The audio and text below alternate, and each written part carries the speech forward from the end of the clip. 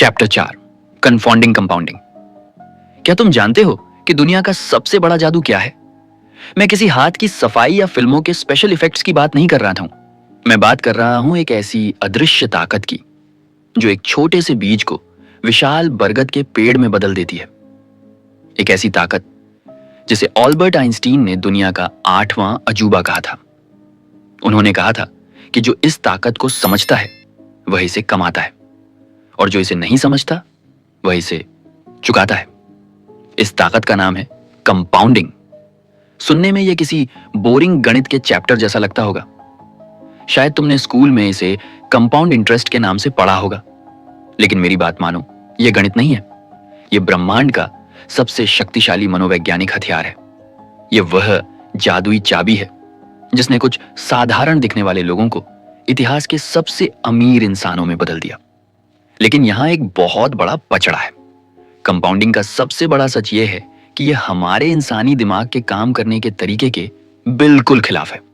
हमारा दिमाग लीनियर सोचता है, यानी अगर हम एक कदम चलते हैं तो हम 1 फीट आगे बढ़ते हैं। अगर हम 2 कदम चलते हैं तो 2 फीट आगे बढ़ते हैं। हमें लगता है कि मेहनत और नतीजे का रिश्ता हमेशा ऐसा ही सीधा और सरल होता है, लेकिन कंपाउंडिंग लीनियर नहीं है, यह एक्सपोनेंशियल है। यह सीधा नहीं बढ़ता, यह तेजी से ऊपर की ओर उछलता है। यही वह जगह है जहां ज्यादातर लोग मात खा जाते हैं। वे मेहनत करते हैं, निवेश करते हैं, लेकिन जब उन्हें कुछ महीनों या कुछ सालों तक कोई बड़ा नतीजा नहीं दिखता तो वे हार मान लेते हैं। वे सोचते हैं कि यह तरीका काम नहीं कर रहा है। वे उस जादुई मोड़ को पार करने से ठीक पहले अपनी मेहनत छोड़ देते हैं, जहां से असली दौलत का विस्फोट शुरू होने वाला था। चलो इस रहस्य को समझने के लिए दुनिया के सबसे महान निवेशक वॉरेन बफेट की जिंदगी में झांकते हैं। जब लोग वॉरेन बफेट के बारे में सोचते हैं तो वे उनके निवेश करने की काबिलियत, उनके धैर्य और उनकी बुद्धिमत्ता की बात करते हैं। लोग कहते हैं कि बफेट एक जीनियस है, और यह सच भी है। लेकिन बफेट की कामयाबी का सबसे बड़ा राज उनकी बुद्धिमत्ता नहीं, बल्कि उनका समय है। ज्यादातर लोग यह नहीं जानते कि वॉरेन बफेट ने निवेश करना कब शुरू किया था। उन्होंने अपनी पहली इन्वेस्टमेंट सिर्फ 10 साल की उम्र में की थी। सोचो, जब दूसरे 10 साल के लड़के खेल रहे थे, बफेट पैसे के खेल को समझ रहे थे। बफेट की नेटवर्थ का एक बहुत बड़ा हिस्सा उन्होंने अपनी उम्र के 65वें साल के बाद कमाया है। इसका मतलब यह है कि उनकी दौलत का असली विस्फोट उनकी बुद्धिमत्ता से ज्यादा उनके समय की वजह से हुआ। वे दशकों तक बाजार में टिके रहे। उन्होंने कंपाउंडिंग को अपना काम करने दिया। उन्होंने उस जादू को नहीं रोका। अगर बफेट ने 30 साल की उम्र में निवेश शुरू किया होता और 60 साल की उम्र में रिटायर हो जाते तो वे आज भी बहुत अमीर होते, लेकिन वे दुनिया के सबसे अमीर इंसानों की लिस्ट में नहीं होते। उनकी असल ताकत यह नहीं थी कि वे सबसे अच्छे शेयर्स चुनते थे, बल्कि यह थी कि उन्होंने सबसे ज्यादा समय तक निवेश किया। कंपाउंडिंग का असली मंत्र है समय। इसे एक सरल उदाहरण से समझते हैं। मान लो मैं तुम्हें 2 विकल्प देता हूं। पहला विकल्प यह है कि मैं तुम्हें आज अभी के अभी 1 करोड़ रुपए नकद दे दूं। दूसरा विकल्प यह है कि मैं तुम्हें एक ऐसा जादुई सिक्का दूं जिसकी कीमत आज सिर्फ 1 पैसा है, लेकिन वह हर दिन अगले 30 दिनों तक डबल होता रहेगा। ज्यादातर लोग लालच में आकर 1 करोड़ रुपए चुन लेंगे, क्योंकि 1 करोड़ रुपए एक बड़ी रकम है और 1 पैसा कुछ भी नहीं। लेकिन अगर तुम कंपाउंडिंग की ताकत को समझते हो तो तुम उस सिक्के को चुनोगे। क्यों? क्योंकि पहले 10 दिनों तक तुम्हें लगेगा कि तुम बेवकूफ बन गए हो। 10वें दिन तक वह 1 पैसा बढ़कर सिर्फ 5 रुपए 14 पैसे बनेगा। तुम सोचोगे 1 करोड़ रुपए वाले इंसान ने जीत हासिल कर ली और मैं यहां 5 रुपए लेकर बैठा हूं। लेकिन यही वह मोड़ है जहां कमजोर लोग मैदान छोड़ देते हैं। वे इसे बोरिंग समझते हैं, वे इसे बेकार समझते हैं। लेकिन अगर तुम टिके रहे तो 20वें दिन वह रकम लगभग 5000 रुपए होगी। अब भी तुम 1 करोड़ के सामने बहुत छोटे हो, लेकिन जैसे कि उनके सीधे तुम 30वें दिन पहुंचोगे, वह 1 पैसा बढ़कर 10 करोड़ रुपए से भी ज्यादा हो जाएगा। यह है कंपाउंडिंग का असली चेहरा। यह शुरुआत में बहुत धीमा चलता है, इतना धीमा कि यह अदृश्य लगता है, लेकिन एक बार जब यह अपनी रफ्तार पकड़ लेता है तो ये एक ऐसी सुनामी बन जाता है जिसे दुनिया की कोई भी ताकत नहीं रोक सकती। अब जरा सोचो कि तुम्हारी जिंदगी में ये कहां लागू होता है। सिर्फ पैसों में नहीं, कंपाउंडिंग तुम्हारी हर आदत में काम करती है। अगर तुम हर दिन खुद को सिर्फ 1% बेहतर बनाते हो तो साल के अंत में तुम पहले से 10 गुना ज्यादा बेहतर इंसान बन जाओगे। लेकिन अगर तुम हर दिन 1% खराब होते हो तो तुम धीरे धीरे शून्य की तरफ बढ़ोगे। समस्या यह है कि हम इस दुनिया में रहते हैं जहां हर चीज इंस्टेंट चाहिए। हमें इंस्टेंट कॉफी चाहिए, इंस्टेंट मैसेजिंग चाहिए और अब हमें इंस्टेंट वेल्थ चाहिए।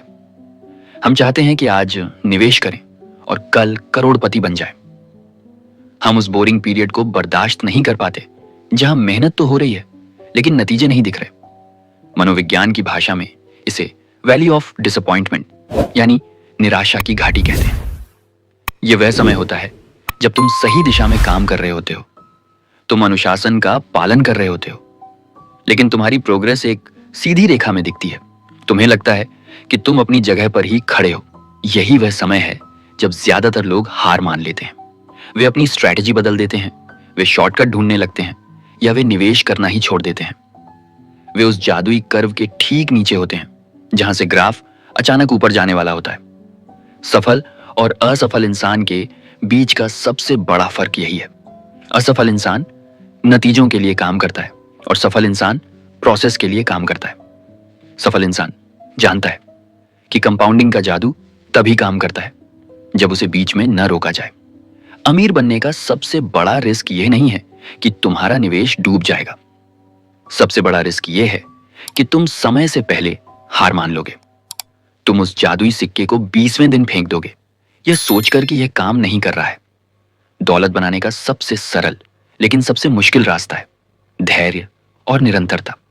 तुम्हें बस 3 चीजें करनी है। पहला, जल्दी शुरू करो। जितना ज्यादा समय तुम्हारे पास होगा, कंपाउंडिंग उतनी ही ताकतवर होगी। दूसरा, अपनी आदतों और निवेश में अनुशासन रखो। तीसरा और सबसे जरूरी, कंपाउंडिंग की प्रक्रिया को बीच में मत रोको। जब लोग देखते हैं कि बाजार गिर रहा है तो वे डर कर अपना पैसा निकाल लेते हैं।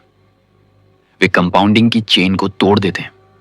वे भूल जाते हैं कि दौलत रातों रात नहीं बनती, वह दशकों की खामोश मेहनत का नतीजा होती है। चलो अब एक गहरी बात समझते हैं। कंपाउंडिंग सिर्फ पैसों की नहीं होती, ये रिश्तों की भी होती है, ज्ञान की भी होती है और भरोसे की भी होती है।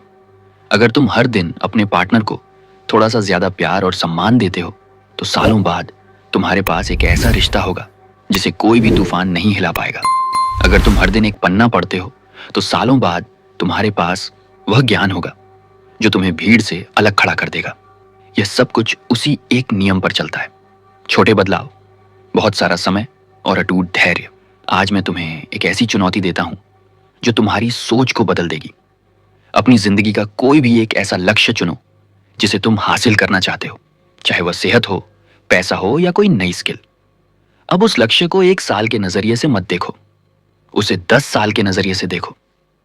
खुद से पूछो, अगर मैं अगले 10 सालों तक हर दिन इस काम में सिर्फ 1% सुधार करूं और कभी बीच में न रुकूं तो मैं कहां पहुंचूंगा। जब तुम 10 साल की तस्वीर देखते हो तो तुम्हारा आज का तनाव कम हो जाता है। तुम छोटी हार से नहीं डरते, तुम उस बोरिंग पीरियड को सहने के लिए तैयार हो जाते हो क्योंकि तुम्हें पता है कि अंत में एक विस्फोट होने वाला है। याद रखो, दुनिया में सबसे बड़ी दौलत वह नहीं है जो बैंक बैलेंस में दिखती है, बल्कि वह है जो तुम्हारे धैर्य और अनुशासन से पैदा होती है। कंपाउंडिंग एक ऐसा खेल है जहां जीत उसकी नहीं होती जो सबसे तेज दौड़ता है, बल्कि उसकी होती है जो सबसे लंबे समय तक दौड़ता रहता है। यह सफर अब और भी दिलचस्प होने वाला है। अब तक हमने यह समझा कि पैसा मनोविज्ञान है, किस्मत का हाथ होता है और धैर्य का जादू चलता है। लेकिन अब हम एक ऐसे सच की बात करेंगे जो बहुत कड़ा है। क्या अमीर बनना ही काफी है? क्या बहुत सारा पैसा होना ही सफलता की गारंटी है? अगले अध्याय में हम जानेंगे कि अमीर बनना एक बात है, लेकिन अमीर बने रहना बिल्कुल अलग बात है। हम बात करेंगे उस मानसिकता की जो दौलत को बनाती है और उस मानसिकता की जो दौलत को बचाती है। मेरे साथ बने रहो, क्योंकि अब हम दौलत के सबसे गहरे और खतरनाक सच की ओर बढ़ रहे हैं।